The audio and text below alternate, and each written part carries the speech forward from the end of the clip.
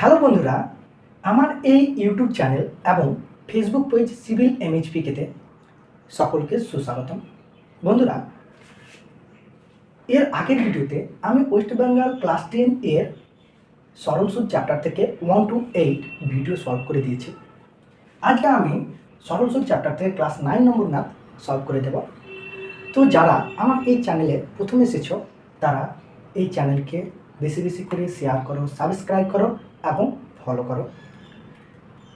এবং তোমরা যারা এখনও পর্যন্ত ক্লাস 10 চ্যাপ্টার 2 সরল সুদের 1 থেকে 8 নম্বর অঙ্ক দেখোনি, তোমরা ইউটিউব চ্যানেল এর প্লে লিস্টে যাবে এবং প্লে লিস্টে গিয়ে ক্লাস 10 এর সমস্ত ভিডিও এক পার্ট করে যতগুলো ভিডিও আপলোড করা আছে তোমরা প্রত্যেকটা ভিডিও দেখে নেবে। এবং তোমাদের যদি কোথাও কোনো অসুবিধা হয় তবে আমার কমেন্ট বক্সে কমেন্ট করবে, তোমাদের পুনরায় বুঝিয়ে দেওয়ার চেষ্টা করব। যদিও দেখো, আমি তোমাদের জন্য ভাবি যে প্রত্যেক দিন আমি একটা করে ভিডিও, কখনো লাইভে কখনো ভিডিও করে আপলোড করব, কিন্তু আমার টাইমের অভাবের জন্য, নিজের কাজের ব্যস্ততার জন্য তোমাদের ভিডিও আপলোড করে দেওয়া হয় না বা করতে পারছি না। তো তোমরা এই চ্যানেলের সাথে জুড়ে থাকো, আশা করি প্রত্যেকটা ভিডিও এক করে তোমরা পেয়ে যাবে, অসুবিধা হবে না। তো চলো শুরু করা যাক, কথা না বাড়িয়ে। দেখো কোশ্চেন নম্বর 9 কি বলেছে যে একটি কৃষি সমবায় সমিতি তার সদস্যদের বার্ষিক 4% সরল সুদের হারে কৃষি ঋণ দেয়, কিন্তু ব্যাংক থেকে টাকা ধার করলে বার্ষিক 7.4% হারে সরল সুদ দিতে হয়। একজন কৃষক যদি ব্যাংক থেকে টাকা ধার না করে সমবায় সমিতির সদস্য হয়ে সমিতি থেকে 5,000 টাকা কৃষি ঋণ নেন, তবে তার বছরের সুদ বাবদ কত টাকা বাঁচবে হিসাব করে লিখি। এবার চলো, আমাদের প্রথম মাথায় রাখতে হবে যে আমরা যে সমবায় সমিতি আর ব্যাংকের ক্ষেত্রে আলোচনা করছি, তাহলে দুটোরই ক্ষেত্রে টাকা ধার নিচ্ছে, কিন্তু দুটোরই ক্ষেত্রে কত টাকা ধার নিচ্ছে সেটা আমাদের মাথায় রাখতে হবে। সেটা আমরা অলরেডি আমরা কোশ্চেনে আমাদের দিয়ে দিয়েছে, কি দিয়েছে, কত টাকা ধার নেবে, ঋণ নেই 5,000 টাকা। এবার চলো, যেহেতু 5,000 টাকার কথা আসছে যে সমবায় সমিতির সদস্য হয়ে 5,000 টাকা ঋণ নেন, তবে আমাদের 5,000 টাকার উপর উদ্দেশ্য করে বা 5,000 টাকার উপর বেস করে 7.5% মানে ব্যাংকের ক্ষেত্রে সুদ কত টাকা আসছে, এবং 4% মানে বার্ষিক সরল সুদের ক্ষেত্রে, কার ক্ষেত্রে, সমিতির ক্ষেত্রে কত টাকা আসছে, 4% সুদের হারে, আর ব্যাংকের ক্ষেত্রে 7.4% সুদের হারে কত টাকা সুদ আসছে, সেই সুদ দুটোর ক্ষেত্রে যদি আমরা সুদ পেয়ে যাই, তবে আমরা ব্যাংকের সুদ থেকে সমিতির সুদকে মাইনাস করে দিলে আমরা কি পেয়ে যাব, টোটাল সুদ কত সেটা পেয়ে যাব। আর আমাদের কোশ্চেনে বলেছে যে তবে তার বছরের সুদ বাবদ কত টাকা বাঁচবে। তাহলে আমরা মাইনাস করে যত টাকা পাবো সেই টাকাটাই বাঁচবে। কার ক্ষেত্রে বাঁচবে, আমরা যদি সমিতির ক্ষেত্রে নিই তবে বাঁচবে। এবার দেখো, সমিতিতে আমরা কত পার্সেন্ট নিচ্ছি, 4% নিচ্ছি, ব্যাংক থেকে নিলে কত পার্সেন্ট দিতে হবে, 7.4%। তবে আমরা এখানেই দেখতে পাচ্ছি যে 7.4 থেকে আমি যদি 4% মাইনাস করি তাহলে আমার কি থাকছে, 3.4% থাকছে। তাহলে 3.4% কাকে বেশি দিতে হবে, ব্যাংককে বেশি দিতে হবে, এত টাকা বেশি দিতে হবে। তবে দেখো, আমাদের প্রথমেই বের করে নিতে হবে যে ব্যাংকের ক্ষেত্রে বা সমবায় সমিতির পার্সেন্টেজ প্রথমে দিয়েছে, তো চলো আমরা প্রথমেই সমবায় সমিতির ক্ষেত্রে বের করে নেব যে 5,000 টাকা যদি আমি সমবায় সমিতি থেকে কত পার্সেন্ট, 4%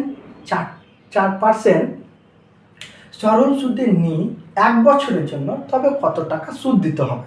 তো চলো প্রথমে আমি বের করে ফেলি সমবায় সমিতির ক্ষেত্রে। তো চলো, সমবায়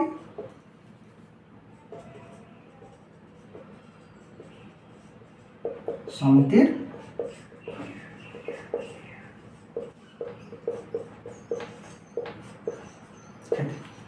সমবায় সমিতির ক্ষেত্রে দেখো, সমবায় সমিতির ক্ষেত্রে আমরা কত টাকা আসল পাচ্ছি, আসল পি সমান 5,000 টাকা, সুদের হার কত সমবায় সমিতিতে?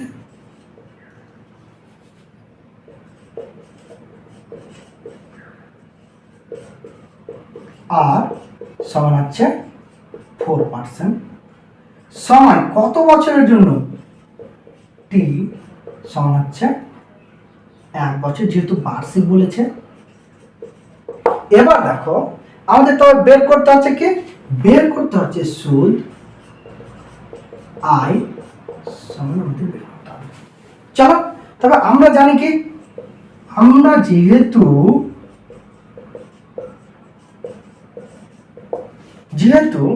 আসল পেয়ে গেছি, সুদের হার পেয়ে গেছি, সময় পেয়ে গেছি, তবে সুদ সমান বের করতে পারে।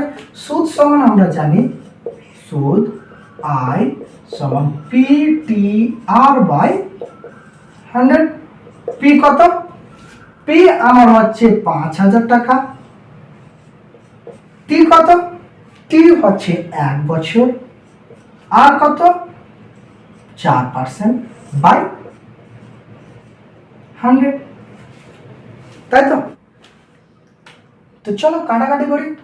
দেখো 0 0 কেটে গেল, 0 0 কেটে গেল, তবে আমার পড়ে আছে কি 50 টাকা।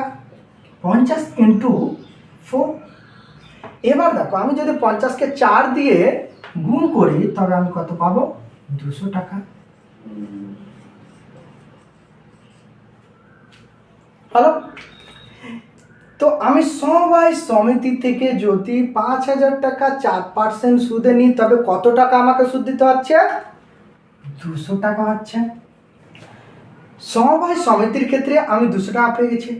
চলো এবার যদি আমি ব্যাংক থেকে নিই তবে এই 5000 টাকা 7.4% সরল সুদে কত টাকা সুদ হবে সেটা আমাকে জেনে নিতে হবে। তাহলে আমি সেই ব্যাংকের সুদ থেকে সমবায় সমিতির সুদ 200 টাকা মাইনাস করলে আমি কত টাকা সুদ বেশি লাগবে বা সুদ বাবু দিতে হবে, বা আমি যদি সমিতির কম্পেয়ারে দেখি তাহলে কত টাকা বাঁচবে সেটা পেয়ে যাব। তাহলে চলো 7.4% সরল সুদে ব্যাংকের ক্ষেত্রে কত টাকা সুদ আসছে সেটা বের করে নিই। চলো ব্যাংকের ক্ষেত্রে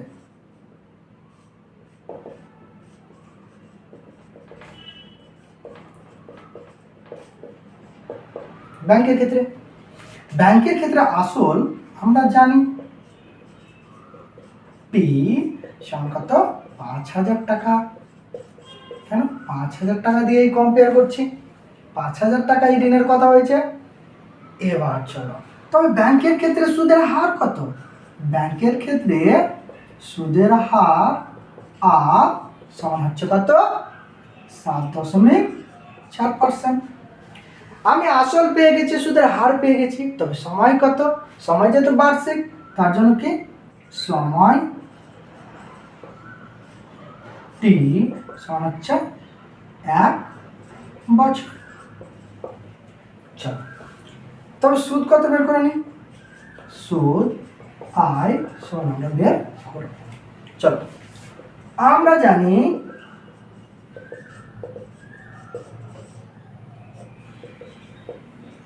সুদ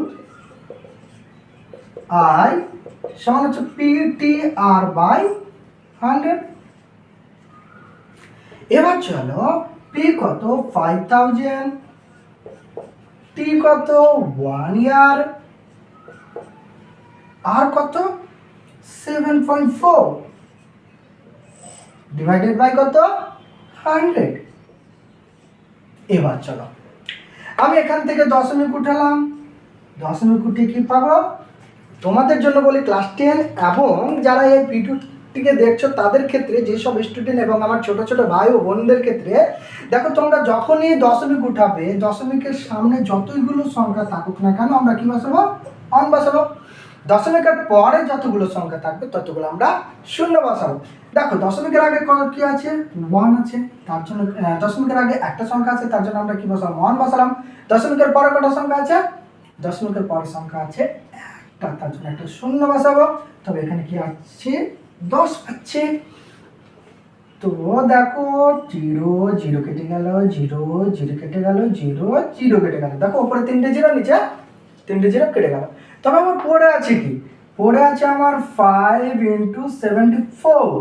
5 × 74 করি, 5কে যদি 74 দিয়ে মাল্টিপ্লাই করি তবে আমি পাবো 4 4 4 5 20, 5 7 35, 35 আর হাতের 2 কত হলো 37, তাহলে 370 টাকা।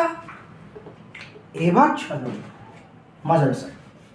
মজার বিষয়টা যে আমি 370 টাকা পেলাম ব্যাংকের ক্ষেত্রে, সমিতির ক্ষেত্রে কত পেয়েছিলাম 200 টাকা। এবার বলছে সে যদি দেখো তবে তার কোথা থেকে নেই, সমিতি থেকে নেই, তবে তার বছরের সুদ বাবদ কত টাকা বাঁচবে হিসাব করে লিখি। তো চলো হিসাব তো পেয়ে গেছি যে 370 টাকা আমার সুদ লাগছে ব্যাংকে, আর সমিতিতে লাগছে 200 টাকা। তবে আমি 370 থেকে 200 টাকা বাদ দিলে আমার কত টাকা সুদ বাঁচবে? আমি যদি সমিতি থেকে টাকাটা নিই তাহলে 170 টাকা সুদ বাঁচবে। তাহলে সেটা কীভাবে লিখি?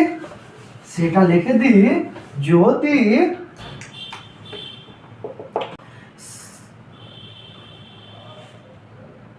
কৃষকটি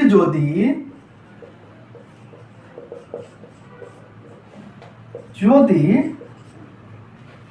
সমবায় সমিতি থেকে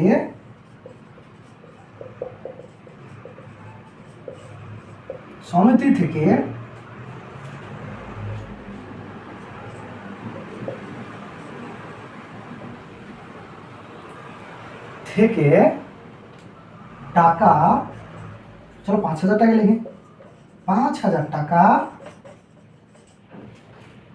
ঋণ নেন, তবে তার সুদ বাবদ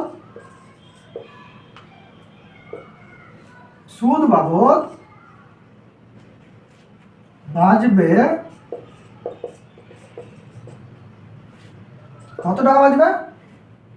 ব্যাংকের সুদ মাইনাস সমিতির সুদ। ব্যাংকের সুদ কত? ব্যাংকের সুদ আছে আমার 370 টাকা, সমিতির সুদ কত 200 টাকা, তবে 170 টাকা সুদ বাবদ বাঁচবে যদি সে কোথা থেকে সুদ নেয়? কৃষি সমবায় সমিতি থেকে সুদ নেয়। তো চলো বন্ধুরা, তোমাদের আমি নেক্সট ভিডিওতে আমি 10 নম্বর অঙ্ক নিয়ে আসবো। আর এর মধ্যে তোমাদের যদি কোথাও কোনো কনফিউশন বা বুঝতে অসুবিধা হয় তবে আমাকে কমেন্ট করে জানাবে, আমি তোমাদের পুনরায় বোঝানোর চেষ্টা করব বা বলে দেওয়ার চেষ্টা করব। তো তোমরা এই চ্যানেলের সাথে সিভিল ইঞ্জিনিয়ারিং রিলেটেড এবং ক্লাস 4 to 12 অবধি সায়েন্স গ্রুপ এর নলেজ পাওয়ার জন্য তোমরা এই চ্যানেলটিকে বেশি বেশি করে শেয়ার করো, সাবস্ক্রাইব করো এবং ফেসবুক পেজটিকে ফলো করতে ভুলো না, ফলো করো।